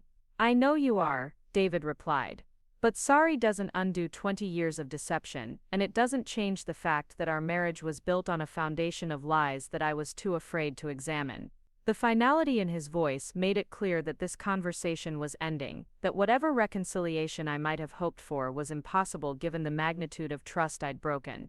But David had given me more than I'd had any right to expect, preserving my relationship with Marcus and treating our separation with dignity rather than vindictiveness. Will you tell Marcus that I love him? I asked as a final request. And that I'm proud of him, and that I'll wait as long as he needs before we talk. I'll tell him, David promised, but Sarah, when you do talk to him, don't make this about your guilt or your need for forgiveness. Focus on what he needs to hear, what will help him process this situation and move forward with his life. The advice was sound and revealed David's continued concern for Marcus's emotional welfare even as our marriage dissolved around us. My son would need support and understanding as he navigated questions about his identity and biological heritage, not additional guilt about his mother's professional choices or remorse about family dynamics he'd never had the power to control. After David hung up, I sat in my car for another hour, watching the sun set behind our house, while processing the complete transformation of my life in the span of 24 hours. Yesterday, I'd been a successful attorney with a stable marriage and a son about to graduate high school. Today, I was a single woman facing divorce proceedings, potential career disruption, and the complex challenge of introducing Marcus to his biological father while preserving his relationship with the man who'd raised him. My phone buzzed with messages from colleagues in Chicago, congratulations on the successful merger and questions about next steps in the partnership track. Janet Morrison had sent a particularly warm note praising my negotiation skills and expressing confidence that this deal would position me for senior partner consideration within the next 2 years. The professional recognition felt hollow compared to the personal devastation surrounding me, but it also represented financial security that would become increasingly important as I navigated single parenthood and potential changes to my living situation. The partnership track at Henderson Financial would provide income stability and professional prestige, but it would also require continued travel and long hours that had already cost me my marriage and nearly destroyed my relationship with Marcus. I thought about Richard's offer to meet Marcus, about the potential benefits and risks of introducing my son to his biological father during an already traumatic period. Richard seemed genuinely interested in developing a relationship with Marcus, but he also had his own family to consider, his own marriage to protect from the fallout of revelations about past infidelity. More importantly, I needed to consider what Marcus actually wanted rather than making decisions based on my own guilt and desire to fix situations I'd created through years of poor choices. Did he want to meet his biological father, or would that additional complexity make his current situation even more difficult to process? Did he need time to adjust to the reality of David not being his biological parent before introducing new family relationships? The rational part of my mind understood that these decisions should be made carefully, with consideration for Marcus's emotional readiness and input from the adults who demonstrated better judgment about his needs than I'd managed over 18 years. But the desperate part of my heart wanted to fix everything immediately, to provide Marcus with connections and opportunities that might compensate for the stability I'd undermined through my professional priorities and personal deceptions. My sister Linda called just as I was finally working up the courage to go inside the empty house, her voice bright with excitement about graduation updates and celebration plans that she assumed were proceeding normally. "Sarah, how was the ceremony? I've been waiting for photos all day. Did Marcus cry during his speech?" Tom always said he was too dignified for public emotion, but graduation has a way of breaking down even the most composed teenagers. The assumption that I'd attended the graduation ceremony felt like another small knife wound, evidence of how completely I'd failed to communicate the reality of my situation to family members who'd expected me to prioritize my son's milestone over professional obligations. "Linda," I said, interrupting her excited chatter, "I need to tell you something. I wasn't at the graduation. Marcus and David are in Portland, staying with Tom and Jennifer. Our marriage is over." The silence that followed stretched long enough for me to wonder if the call had dropped, but finally Linda spoke with the careful tone of someone trying to process unexpected and disturbing information. "What do you mean, over? You and David have been together for 20 years. What happened? Is this about your work schedule, about missing the graduation?"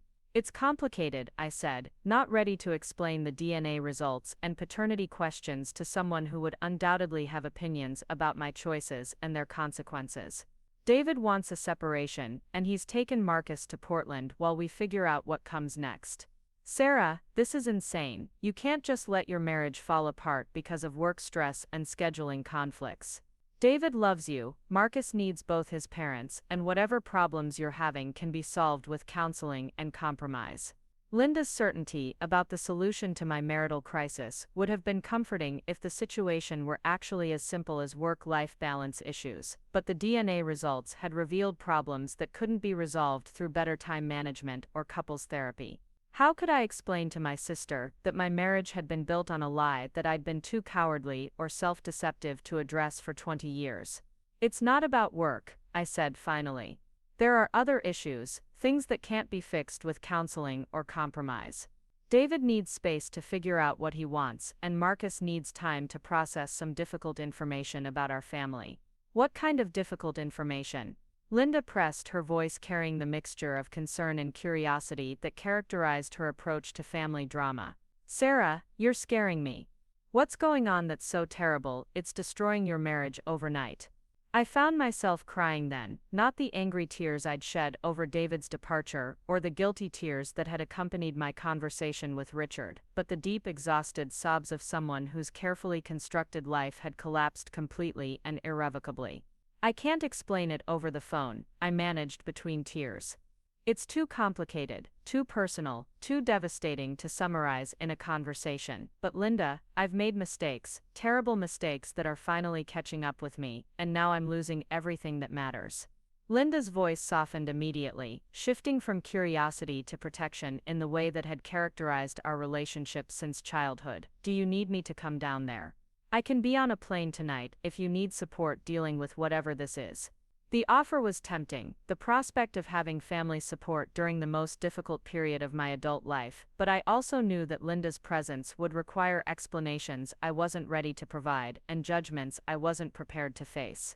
My sister had always been more traditional than me, choosing marriage and motherhood over career ambitions, and she'd often expressed subtle criticism of my work priorities and frequent travel. Not yet, I said, wiping my eyes and trying to regain some composure.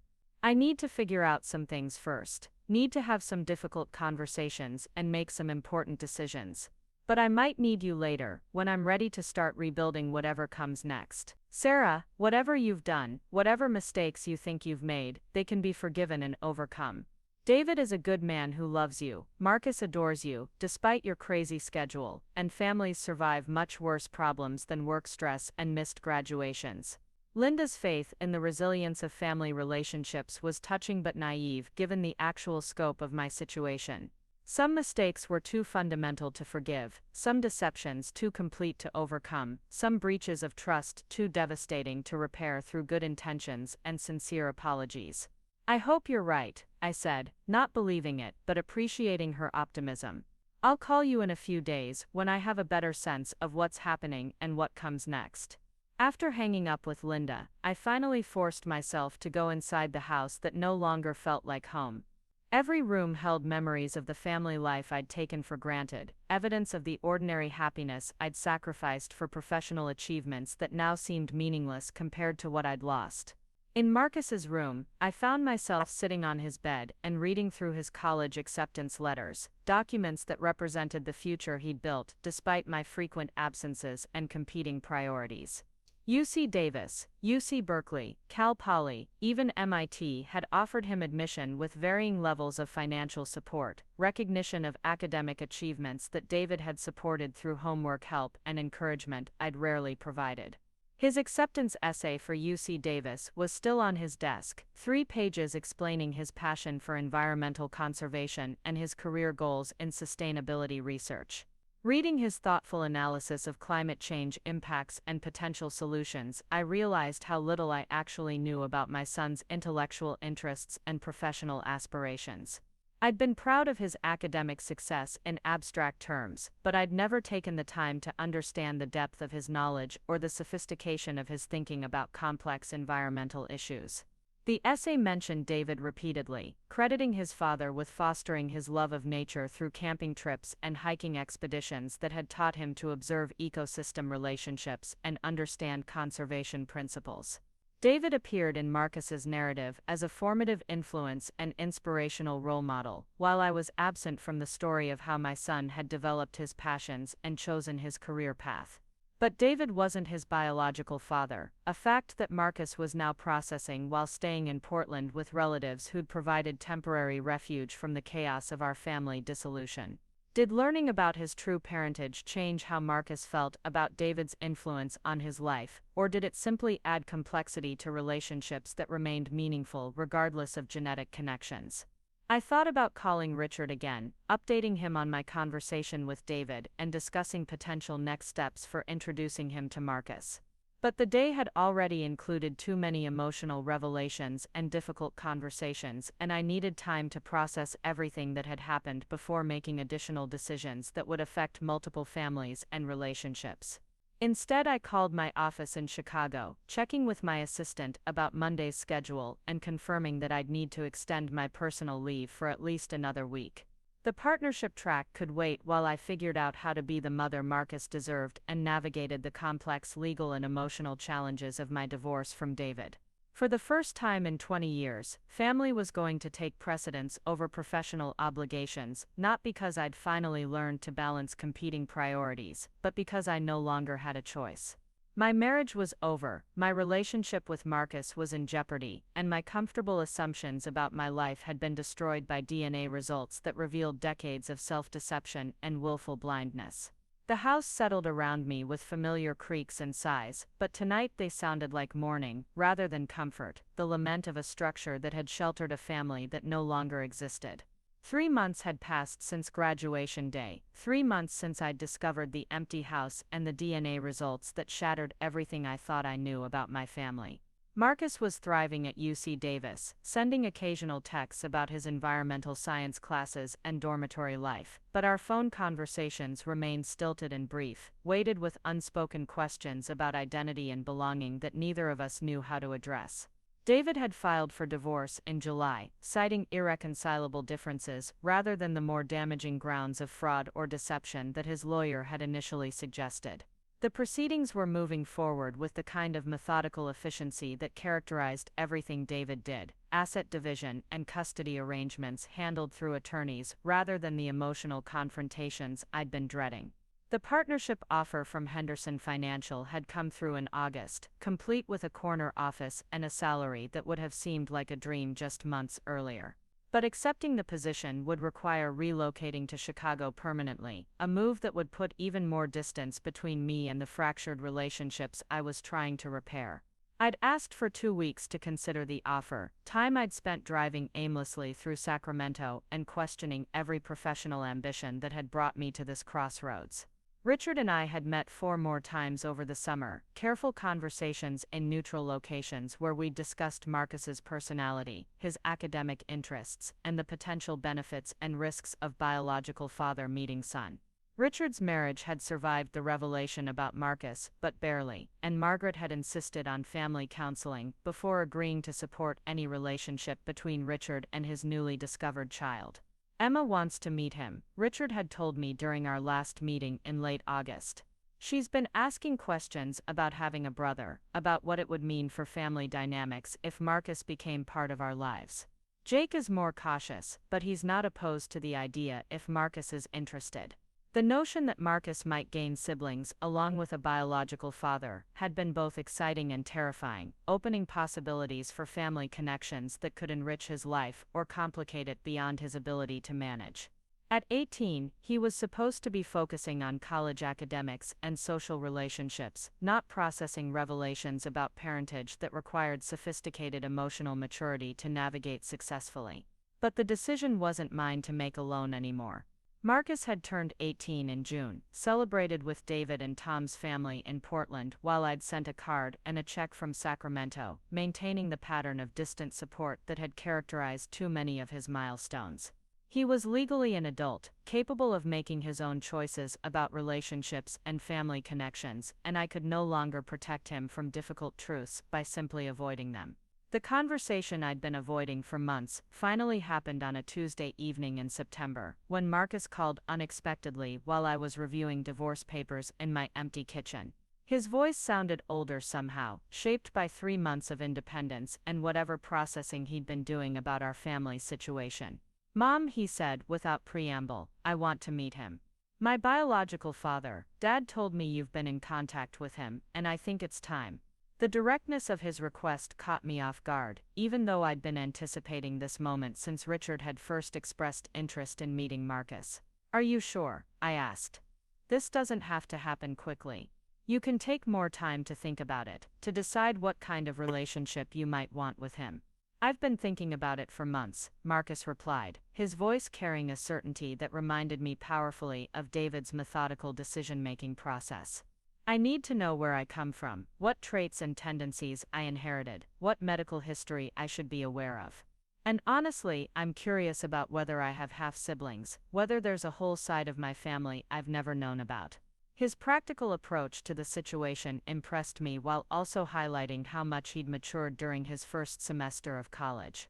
This wasn't an impulsive decision driven by anger at David or disappointment in me, but a thoughtful choice based on his assessment of what information and relationships might benefit his future. Richard Hoffman, I said, speaking his name aloud to Marcus for the first time. He's an attorney in Sacramento, specializes in corporate law. He's married to Margaret. They have 2 children, Emma, who's 16, and Jake, who's 22. He seems genuinely interested in getting to know you, but he's also concerned about how introducing you to his family might affect everyone involved. Marcus was quiet for several minutes, processing this basic information about the man whose genetics had shaped his physical appearance and possibly his intellectual tendencies. What was he like? Marcus finally asked. When you knew him, I mean, what attracted you to him? The question required honesty that felt dangerous, but Marcus deserved truth even when it reflected poorly on my judgment and character. He was confident, successful, intellectually stimulating in ways that felt exciting when I was 25 and trying to establish myself professionally. But he was also married, which should have made him off-limits regardless of how charming or impressive he seemed. Do you regret it? Marcus asked. The affair, I mean. If you could go back and make different choices, would you? His question touched the heart of guilt I'd been carrying for months, the complex tangle of regret and gratitude that characterized my feelings about choices that had caused tremendous pain but also given me the son I loved more than anything else in the world. I regret hurting David, I said finally. I regret the deception, the lies by omission that poisoned our marriage for 20 years. But I can't regret the affair itself, because it gave me you, and you're the best thing that's ever happened to me despite all my failures as a mother. Marcus was quiet again, and I could hear dormitory sounds in the background, other students talking and laughing as they navigated their own college experiences without the complicated family drama that had become the backdrop of my son's freshman year. I want to meet him next week, Marcus said eventually, during fall break when I'm home anyway. Can you arrange that? The timing felt rushed but also appropriate, taking advantage of Marcus's break from classes when he'd have time to process whatever emotions and revelations might emerge from meeting his biological father. I'll call Richard tonight, I promised. We'll figure out something comfortable for everyone, maybe lunch or coffee, something public and low pressure. And Mom? Marcus's voice softened slightly, carrying a warmth that had been absent from our conversations since graduation. I want you there too. For the meeting, I mean. I know this is complicated for everyone, but you're still my mother, and I need your support while I navigate this. His request for my presence felt like forgiveness I didn't deserve but desperately needed, evidence that our relationship might survive the revelations and disruptions that had characterized the past few months. Marcus was choosing to include me in this milestone rather than excluding me as punishment for years of professional prioritization and personal deception. The lunch meeting took place the following Saturday at a restaurant downtown, neutral territory that felt safe for everyone involved. Richard arrived first, nervous energy evident in the way he checked his phone repeatedly and adjusted his silverware unnecessarily. I'd arrived 10 minutes early to provide context and support, but mostly I sat in anxious silence, wondering if I was about to witness the beginning of a meaningful relationship or a disaster that would traumatize my son further. Marcus walked in exactly on time, a habit inherited from David's punctuality training, and I watched Richard's face transform as he saw his biological son for the first time. The resemblance was unmistakable now that I was looking for it, the same sharp jawline and way of holding his shoulders, the same careful observation of his surroundings before committing to movement or conversation. Marcus, Richard said, standing and extending his hand with the formal courtesy that had always characterized his professional interactions. It's good to meet you finally. You too, Marcus replied, shaking Richard's hand and studying his face with the same analytical attention he brought to complex environmental problems. I can see why people always said I didn't look like my parents. I definitely got your chin. The ice-breaking comment earned a laugh from Richard, tension easing slightly as they sat down and began the awkward process of getting acquainted. I'd prepared myself to facilitate conversation if necessary, but Marcus and Richard seemed to find their rhythm quickly, discussing college academics and career goals with the kind of intellectual engagement that had always characterized Marcus's best conversations. Environmental science at UC Davis, Richard said approvingly. That's a strong program, and sustainability research is becoming increasingly important as climate change impacts accelerate. Have you considered the legal aspects of environmental protection?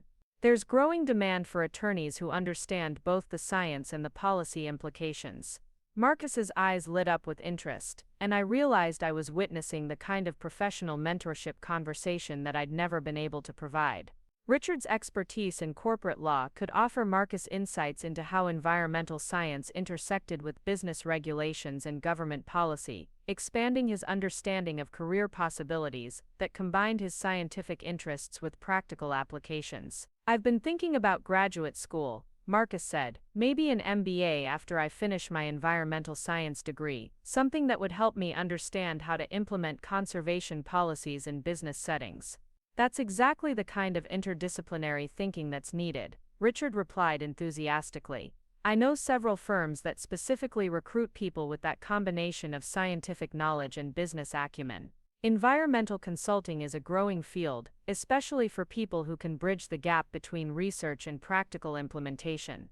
Watching them connect over shared intellectual interests felt both wonderful and heartbreaking, evidence of the kind of mentorship relationship that might have developed years earlier if I'd been honest about Marcus's parentage from the beginning.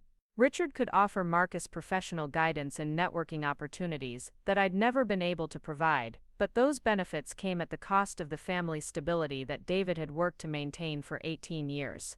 The conversation continued for 2 hours, covering everything from Marcus's college experiences, to Richard's children, to family medical history that might be relevant for Marcus's future health planning. Richard was careful not to criticize David or our family dynamics, focusing instead on getting to know Marcus as an individual and understanding his interests and aspirations. I'd like you to meet Emma and Jake, Richard said as lunch wound down, if you're interested, of course. They're excited about having a brother, but I don't want to overwhelm you with too much family complexity all at once. Marcus looked at me before answering, checking for my reaction to the possibility of expanding his family connections beyond the immediate crisis we'd been managing. I nodded encouragingly, recognizing that meeting his half-siblings might provide Marcus with peer relationships that could help him process his changing family dynamics. I'd like that, Marcus said, maybe next weekend when I'm home again. They made plans for a casual meeting at Richard's house, a barbecue that would include Emma and Jake, but remain low-key enough to avoid overwhelming anyone with pressure or expectations. Richard would pick Marcus up from my house, a detail that required us to coordinate schedules like the divorced parents we were becoming.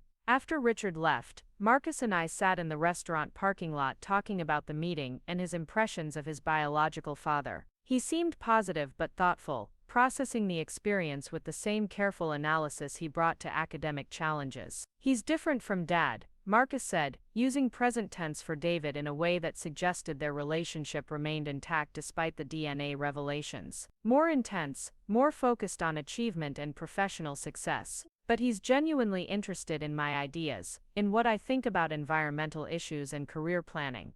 How do you feel about that? I asked, wanting to understand Marcus's emotional response, rather than just his intellectual assessment. It's nice to talk to someone who understands the academic world, who can help me think about how to translate my interests into a career, Marcus said honestly. But it also makes me appreciate Dad even more, how he's always been supportive without being pushy, how he's encouraged me to pursue my interests without trying to shape them according to his own ambitions. His comparison between Richard and David highlighted the different types of fatherhood they represented, the difference between biological connection and emotional relationship, between professional mentorship and unconditional love. Marcus seemed capable of appreciating both kinds of support without feeling like he had to choose between them. Speaking of Dad, Marcus said, his voice shifting to address the topic we'd been avoiding, I want to spend Thanksgiving with him and Uncle Tom's family in Portland. I know that might be difficult for you, but I need that stability right now, that connection to the family that raised me. His choice felt like another small rejection, but I understood it as necessary rather than punitive. Marcus needed to maintain his relationship with David while exploring new connections with Richard, and dividing holidays between competing family loyalties would only create additional stress during an already complicated period. That makes sense, I said, meaning it despite the loneliness it would create for me. You should be with people who make you feel supported and loved, especially during the holidays. What about Christmas? Marcus asked. Could we maybe figure out something that includes everyone? You, Dad, maybe Richard and his family if things go well with meeting them. I know it's complicated, but I'd like to try bringing the different parts of my family together, rather than keeping them completely separate. His vision of blended family relationships felt optimistic, but also mature, evidence that he was thinking about long-term dynamics, rather than just managing immediate emotional needs. The idea of spending Christmas with David and Richard simultaneously seemed impossible given the circumstances, but Marcus's desire to integrate his various family connections suggested a healthy approach to processing his complex situation. We can talk about it, I said. See how things develop over the next few months, how comfortable everyone feels with more extended interaction.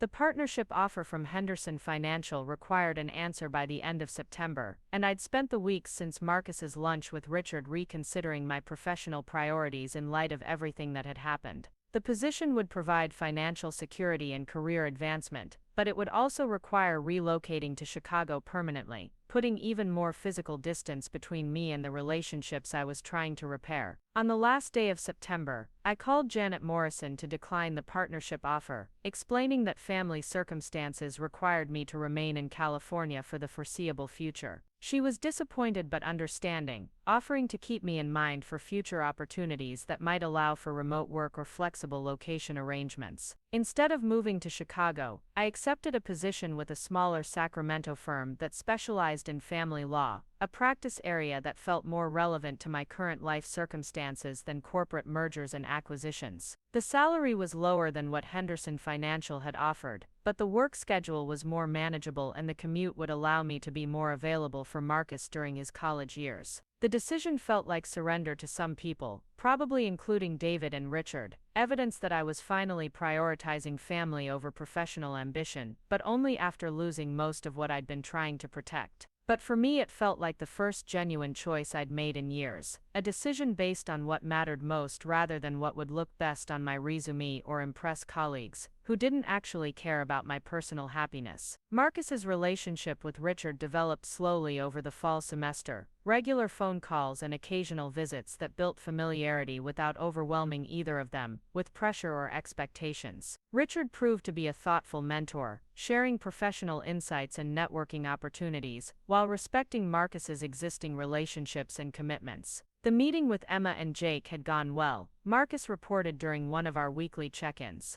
His half-siblings were curious but welcoming, excited about expanding their family but sensitive to the complexity of Marcus's situation. Emma in particular seemed thrilled to have an older brother who shared her academic interests and environmental concerns. By December, Marcus was comfortable enough with Richard's family to accept their invitation for Christmas Eve dinner, an event that would introduce him to extended relatives and family traditions he'd never experienced. The invitation didn't include me, which felt appropriate given the circumstances, but it also highlighted how completely my family structure had been reorganized around relationships I'd had no role in building. Christmas Day, however, would be different. Marcus had insisted on a celebration that included everyone who mattered to him, a gathering that would require David and me to interact civilly while Richard remained available but not intrusive. The logistics felt impossible, but Marcus's determination to bring his various family connections together had motivated everyone to find compromise solutions. David had agreed to spend Christmas afternoon at my house, our former shared home that I'd been able to keep as part of the divorce settlement. Richard would stop by briefly in the evening, after David left, but while Marcus was still available for conversation and gift exchange. The schedule felt artificial but workable, a way to honor Marcus's desire for family unity without forcing anyone into interactions they weren't ready to handle. On Christmas morning, I woke up alone in the house that had once sheltered our family, surrounded by presents I'd bought for Marcus and carefully wrapped despite knowing he'd only be there for part of the day. The loneliness felt familiar by now, a constant companion since graduation day, but it was tempered by anticipation of seeing my son and gratitude that he'd chosen to include me in his holiday plans. Marcus arrived at noon with David, both of them carrying wrapped packages, and wearing the kind of casual holiday clothes that suggested they'd already spent Christmas morning together in Portland. David looked good, healthier and more relaxed than he'd seemed in years, evidence that our divorce had been as beneficial for him as it had been devastating for me. "Merry Christmas, Mom," Marcus said, hugging me with genuine warmth that suggested our relationship was continuing to heal despite the complications surrounding us. "Merry Christmas, Sarah," David added politely, the formal courtesy that had replaced the intimate affection we'd once shared.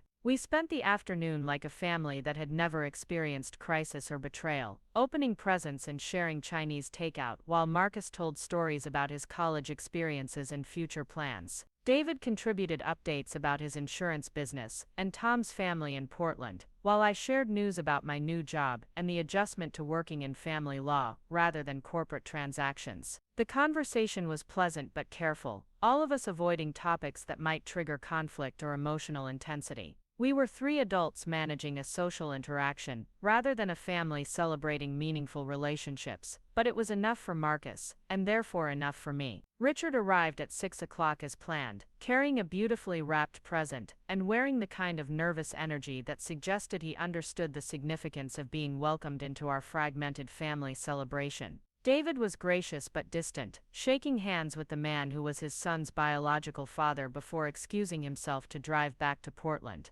"Thank you," I told David quietly as he prepared to leave, "for doing this, for making it possible for Marcus to have the Christmas he wanted." "He's a good kid," David replied simply. "He deserves to have his family around him, whatever that family looks like now." After David left, Marcus, Richard and I spent another hour together, opening the gift. Richard had brought a beautiful coffee table book about national parks that perfectly matched Marcus's interests, and discussing plans for Marcus's spring semester at UC Davis. The day ended with Marcus heading back to campus, Richard returning to his own family's Christmas evening traditions, and me alone again in the house that had become both refuge and reminder of everything I'd lost. But for the first time since graduation day, the loneliness felt temporary rather than permanent, evidence of relationships that were healing rather than endings that couldn't be changed. 6 months later, I sat in Marcus's dorm room at UC Davis, helping him pack for a summer internship with the National Park Service that Richard had helped him secure through professional connections. Our relationship had evolved into something stronger than it had been before the crisis, built on honesty rather than avoidance and mutual respect rather than obligation. Marcus was thriving academically and socially, his dual major in environmental science and business, providing the interdisciplinary foundation for the conservation career he'd been passionate about since childhood.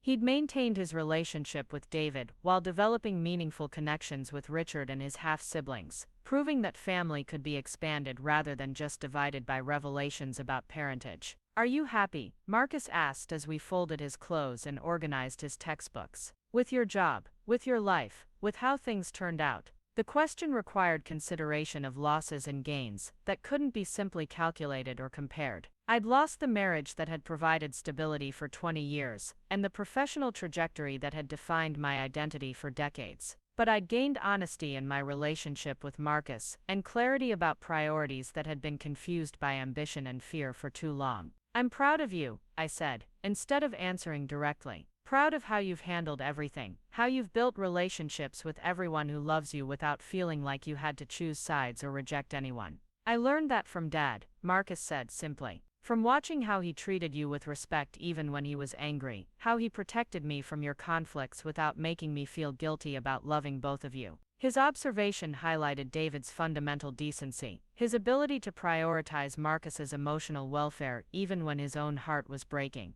David had given Marcus permission to love everyone in his expanding family without guilt or divided loyalty, a gift that would shape my son's approach to relationships for the rest of his life. "I'm still figuring out how to be the mother you deserve," I admitted. "But I'm committed to doing better, to being present for your life in ways that matter rather than just providing financial support from a distance." Marcus smiled, the expression transforming his face in a way that reminded me of both David's gentle humor and Richard's confident charm. You're already doing better, Mom. Just by being here, by choosing family over work when it matters, by letting me figure out my own relationships without trying to control or manage them. His assessment felt generous, but also accurate, evidence that small changes in priorities and behavior could have significant impact on relationships that had been damaged but not destroyed. I wasn't the mother I should have been for 18 years, but I could become the mother Marcus needed going forward.